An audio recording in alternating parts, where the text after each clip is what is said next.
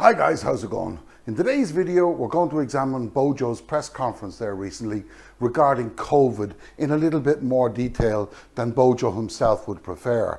But before that, and on a personal level, I would like to extend my condolences to him and to his family on the death of his mum.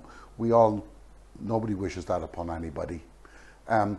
We sometimes forget that he is human after all, no matter how cavalier his views on the lives of the tens of thousands of families who have also lost loved ones during what many could easily argue was the best example of demonstrating how not to handle a pandemic. But meanwhile, let's go.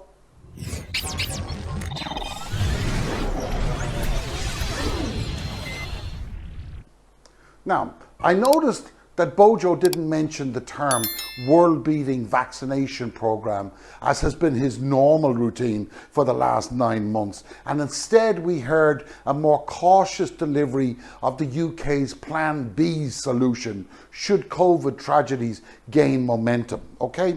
But in fairness, it appeared at least that he did recognise that there does need to be a Plan B. Now, having said that, he also told us that he had a plan to make Britain great again following Brexit. So I was a little bit justified, I think, in being slightly apprehensive as to how that Plan B would be rolled out and what exactly were those key indicators. Now, on the one hand, we had the medical experts to answer the technical questions, and as we know, that was never Boris's forte, as this required some level of both appreciation and understanding of the importance of detail, okay? But I don't know about you guys, but at any time I had to present a business plan, it required me to take account of the what-ifs that could present themselves. I did this generally, quite frankly, to stave off unnecessary questions that could deflect from the objective of the plan. Does everybody do the same thing? Everybody else in my position would have done the same thing. So let's remember that the news conference was to be about Plan B. Okay, so what did we learn about Plan B from the press briefing? Well, if you haven't yet seen it, let me save you some time. We were given data that clearly pointed to the fact that going into this autumn-winter season, there are more people in hospital today with COVID than there was this time last year.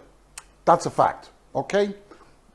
We also learned that schools will, upon reopening, pose a greater risk to the spread of the virus than ever before, particularly as we now know that we're dealing with the Delta variant, which has a viral load, incredible though it may seem to believe, is 1,000 times higher than the original COVID of this time last year. It's just mind-blowing, okay? We also learned that there were approximately 5 million self-serving, selfish dickheads who feel that either they're distant cousins of Superman or they're first cousins to Attila the Hun. I'm not sure which. But we went on to learn that third doses are being rolled out and that care workers are first in line. That was the kind of intro, okay?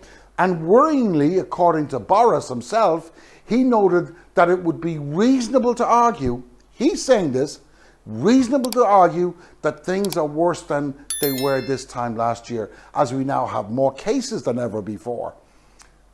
Now, frighteningly, despite our great vaccination program, we have also learned that the 7-day rolling average of COVID deaths is running at 62,000 people per year. Okay? 62,000 people per year. That is the rate people are dying at in the UK today. Okay? Now, then the question started from the BBC, from ITV, from Channel 4, and some apparent random assistance. Boris spoke calmly.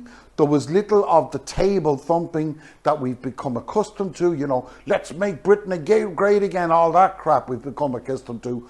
Johnson was asked, however, so what will it take to instigate Plan B?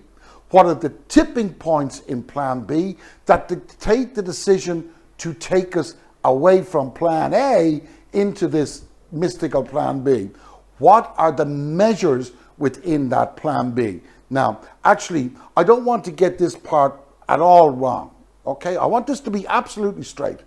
Now, let's listen to how Boris describes where we are right now. Where we were last September as schools went back and the colder months approached, because in one way, our position today is actually more challenging. We have higher levels of daily cases, thousands more, and depending on your age, you're up to 9 times more likely to die, sadly, if you're unvaccinated than if you've had both jabs.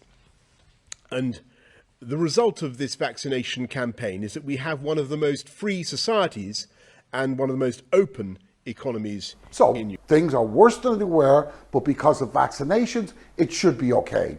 He may have a point there, there's no question. But when this is mixed with the overwhelming driving force being to get business open again, one should be very cautious of the government's priorities. It is money, it isn't lives. Or is it money?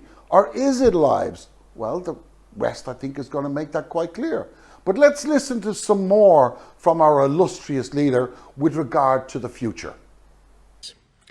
We have more than 80% of all over 16s now double jab, double vaccinated, and we have COVID antibodies in around 90% of the adult population. The result of this vaccination campaign is that we have one of the most free societies and one of the most open economies in Europe. And that's why we're now sticking with our strategy. In essence, we're going to keep going. And we're helping to vaccinate the world with 100 million doses for developing countries by next June. And I think this country should be proud, continue to be very proud, that the Oxford AstraZeneca vaccine remains the workhorse of global immunisation. Well, unfortunately, his lack of bullcrap couldn't last for long. That couldn't last for long. He mentions 100 million vaccines and how the UK is leading the world in vaccine delivery to other nations and how big AstraZeneca really is. Liar. Bullshit. The UK, are you kidding me? The UK, along with the USA, has only just begun to export vaccines, whereas the EU has exported 50% of its entire production to countries outside the EU, including a sizable amount to the UK. And at one stage, sometime in April, I think, EU vaccines accounted for 1/3 of the entire, or 1/3, I think, of the entire population of the UK. Okay? B, AstraZeneca doesn't even remotely come close to being the backbone of the vaccine delivery to the Eskimos, let alone the rest of the world.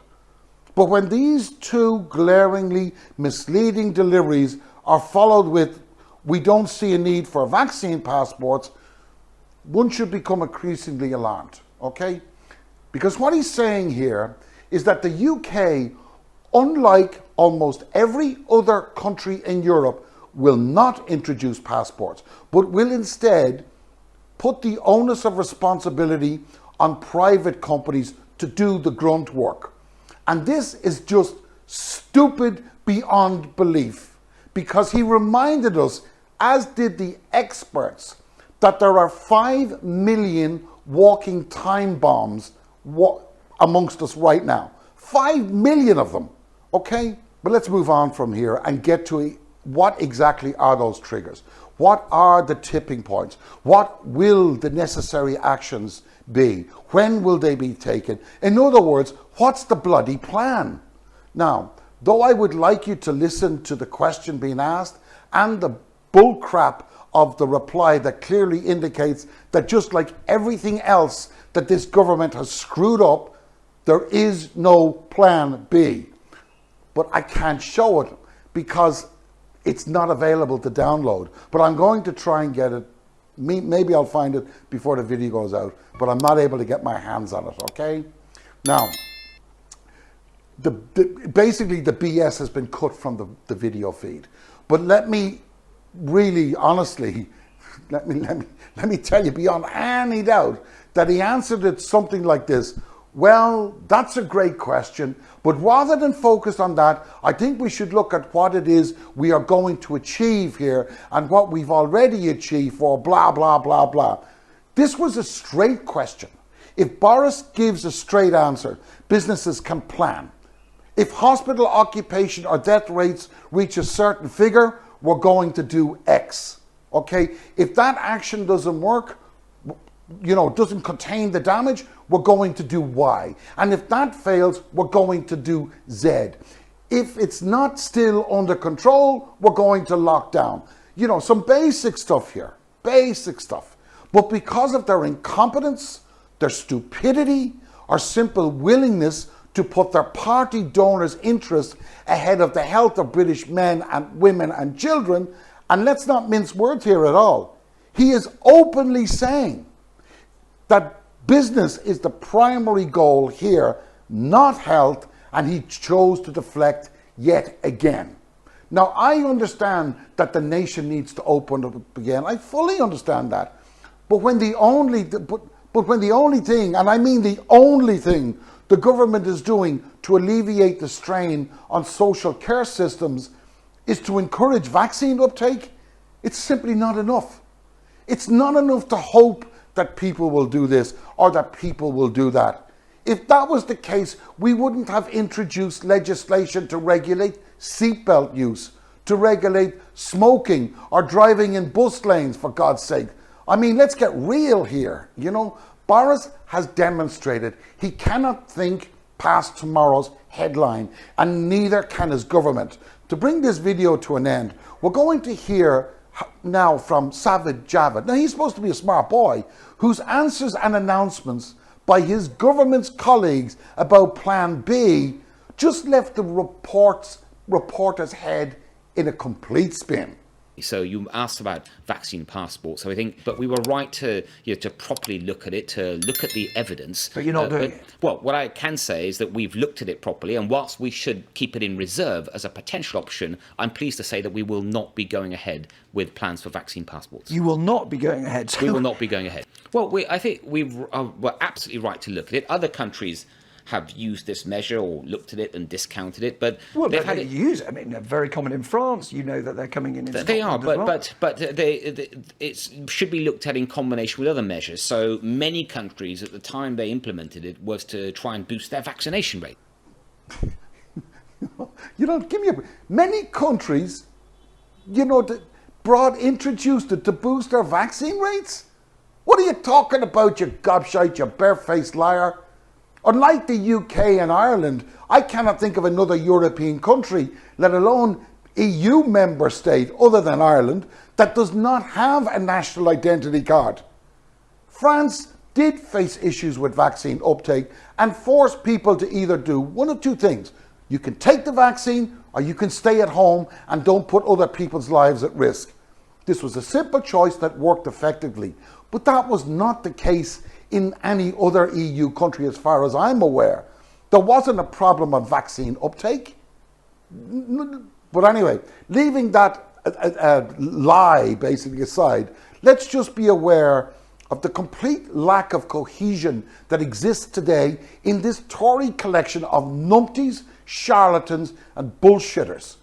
The Vaccine Minister Nadim Zahawi and Culture Secretary David Miller both said just a few 24 hours before Javid that the passports would be introduced. Okay, such was the surprise that the nightclub owners, they were amazed and had already been enforcing vaccine passports. So what we learn here, well, I say what we learn, but I really mean what the numpty brigade should learn, is that as soon as one club drops that requirement and takes the business from another club, it will fast become a race to the bottom. Thanks for watching. See you on the flip side. Take care.